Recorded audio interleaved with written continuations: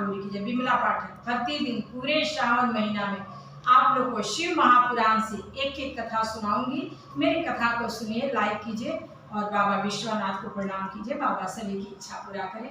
हर हर महादेव, हर हर महादेव। महाराज, एक कथा है, शिव महापुराण से एक कथा है कि हम सभी श्रावण महीना में बाबा विश्वनाथ के शिवलिंगों पर जल ढालते हैं। महाराज, सब कोई शिवलिंग पर जल ढालता है पूरे श्रावण महीना में। और महाराज, हम सभी सालों भर बाबा के शिवलिंगों पर जल ढालते हैं। तो इस कथा ये है कि महाराज 12 ज्योतिर्लिंग कैसे प्रकट हुआ, शिवलिंग कैसे प्रकट हुआ। विमला पाठक शिव महापुराण से कथा सुना रही है। इस कथा को सुनिए, बाबा को प्रणाम कीजिए, लाइक कीजिए, आनंद लीजिए। महाराज, बाबा सबकी दुख दूर करे, मेरी भी दुख दूर करे। महाराज, एक समय की बात है कि विष्णु भगवान लेटे हुए थे और ब्रह्मा जी को कोई काम था। विष्णु भगवान के पास पहुँचे। विष्णु भगवान लेटे हुए हैं, माँ लक्ष्मी चरण दबा रही है। उसी समय ब्रह्मा जी विष्णु भगवान के पास पहुँचे। महाराज, जब विष्णु भगवान के पास पहुँचे तो विष्णु भगवान ब्रह्मा जी को देख कर भी लेटे रह गए। महाराज, कोई किसी के घर जाता है तो कोई भी उठकर उसका आव भगत करता है कि महाराज बैठिए, क्या काम है, कैसे आए हैं, चाय पानी पीजिए। लेकिन विष्णु भगवान ब्रह्मा जी को देख कर भी लेटे रह गए। तो थोड़ी देर ब्रह्मा जी देखते रहे। उसके बाद ब्रह्मा जी को क्रोध आया। ब्रह्मा जी बोले कि मैं आपसे बड़ा हूँ, आपके दरवाजा पर आया हूँ, आप उठिए, मेरी आव भगत कीजिए, मुझे प्रणाम कीजिए। विष्णु भगवान बोले कि प्रणाम तो मैं 100 बार करूँ, लेकिन आप हमसे बड़े कब हुए, ये तो बताइए। ब्रह्मा जी बोले कि मैं सृष्टि का रचना करता हूँ, आप पालन करते हैं, महादेव जी संहार करते हैं। हम 3 देवता तीनों काम से प्रसिद्ध है। ब्रह्मा जी का काम है सृष्टि के रचने का, विष्णु भगवान का काम है पालन करने का, और महादेव का काम है श्रृंगार करने का। तो बड़ा मैं ही हुआ क्योंकि मैं सृष्टि की रचना करता हूँ। रचनाएं होंगी तभी तो पालन कीजिएगा। विष्णु भगवान बोले नहीं, बड़ा मैं हूँ। ब्रह्मा जी बोले बड़ा मैं हूँ। महाराज, बड़ा छोटा के चक्कर में काफी देर तक विष्णु भगवान और ब्रह्मा जी में झगड़ा होता रहा। यहाँ तक झगड़ा बढ़ गया कि अस्त्र शस्त्र निकल गया। दोनों तरफ से अस्त्र शस्त्र चलने लगा। कई वर्षों तक युद्ध चलते रह गया। महाराज, युद्ध बंद होने का नाम ही नहीं ले रहा था। उसी बीच में महादेव जी अपने विशाल रूप में प्रकट हुए शिवलिंग द्वारा, जिसका कोई अंत आदि नहीं, कोई ओर छेद नहीं। उस युद्ध स्थल के बीच पर महाराज युद्ध बंद हो गया। ब्रह्मा जी और विष्णु भगवान दोनों आदमी रुक गए। अब विष्णु भगवान ब्रह्मा जी से बोल रहे हैं कि ये शिवलिंग का अंत आदि कहाँ है, क्या है, इसे हम सब जो भी पता कर लेगा वही बड़ा माना जाएगा। ब्रह्मा जी बोले ठीक है। विष्णु भगवान बोले कि आप आकाश मार्ग में जाइए और मैं पाताल लोक में जाता हूँ। जो सबसे पहले शिवलिंग का अंत आदि पता करके ये युद्ध स्थल पर आ जाएगा वही बड़ा माना जाएगा, युद्ध बंद कर दीजिए। ब्रह्मा जी बोले ठीक है। विष्णु भगवान पाताल लोक में पहुंचे और ब्रह्मा जी आकाश मार्ग में गए। आकाश मार्ग में विष्णु भगवान पूरे पाताल लोक में शिवलिंग का अंत आदि पता किए, कहीं कुछ पता नहीं चला। विष्णु भगवान ज्ञानी थे और चक्र चलाए, उससे बढ़िया युद्ध स्थल पर आकर खड़े हो गए जहाँ शिवलिंग विशाल रूप में प्रकट था। ब्रह्मा जी पूरे आकाश मार्ग में शिवलिंग का अंत आदि पता कर लिए, कुछ पता नहीं चला, वो भी वापस आ रहे थे।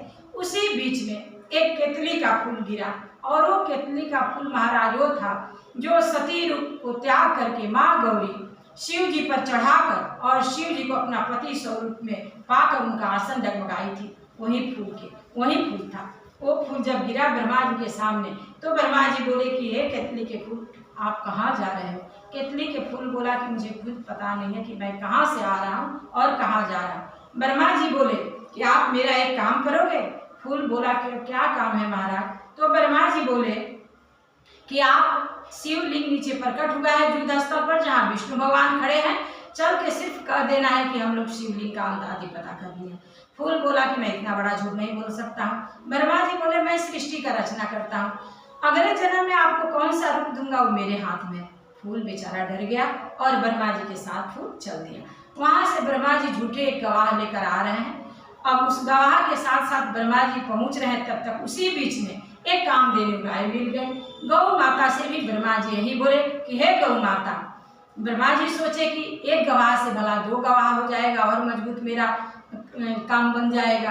तो गौ माता से बोल रहे हैं कि हे गौ माता, आप चलिए युद्ध स्थल पर और विष्णु भगवान से कह दीजिए कि हम लोग शिवलिंग का अंत आदि देखने हैं। गौ माता बोली कि नहीं, मैं इतना बड़ा झूठ नहीं बोलूंगी। ब्रह्मा जी ने उन्हें भी डरवाए धमकाए और बोले कि हे माता, अगले जन्म में मैं कौन सा रूप दूंगा, मेरे हाथ में, मैं ब्रह्मा हूँ, आप चलिए। गौ माता भी डर गई और ब्रह्मा जी के साथ चल दी। ब्रह्मा जी झूठे 2 गवाह लेकर युद्ध स्थल पर पहुंचे। वहां पहुंचकर अभी पहुंच रहे, तब तक विष्णु भगवान पूछ रहे हैं कि आप शिवलिंग का अंत आदि पता कर लिए। ब्रह्मा जी बोले तभी तो 2 गवाह लेकर आए महाराज। ब्रह्मा जी का जीवा लड़खड़ा रहा है, क्योंकि झूठ बोलते समय ना शरीर भी साथ नहीं देता है।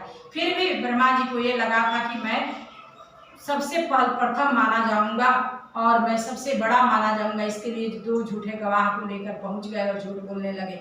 तब तक उसी बीच में एकदम विशाल रूप में भोले भंडारी प्रकट हो गए और प्रकट होकर जब तक बाबा वहां खड़े हुए तब तक ब्रह्मा जी का हालत एकदम कांपने लग गए और भोलेनाथ बोल रहे हैं कि हे ब्रह्मा, आप भगवान हैं और आप झूठ बोल रहे हैं और झूठे 2 गवाह लाए हैं।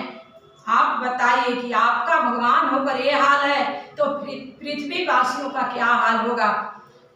अब महाराज ब्रह्मा जी कांप रहे हैं और कामधेनु भी कांप रही है, केतली का फूल भी कांप रहा है।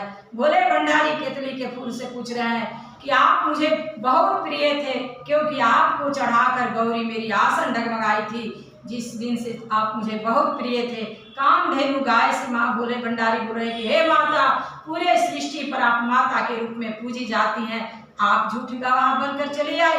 गौ माता रो रही है, केतली का फूल रो रहा है, ब्रह्मा जी भी घबरा गए हैं। तब तक विष्णु भगवान बोल रहे हैं, ब्रह्मा जी भोले भंडारी बोल रहे हैं ब्रह्मा जी से कि महाराज, आज के दिन से पृथ्वी पर कोई भी कोर्ट मैरिज हो या जमीन का कोई रजिस्ट्री हो या कोई भी काम हो, आपके चलते 2 झूठे गवाह लेकर जाना पड़ेगा, तब ये काम संपन्न होगा। और ये जुग जुग तक लोग याद करेंगे कि ब्रह्मा जी झूठे गवाह लेकर पहुंचे थे, इसी से आज पृथ्वी पर झूठे गवाह लेकर जाना पड़ रहा है। और इसी बीच में महाराज विष्णु भगवान भोले भंडारी से बोल रहे हैं कि प्रभु, ये शिवलिंग का क्या किया जाए।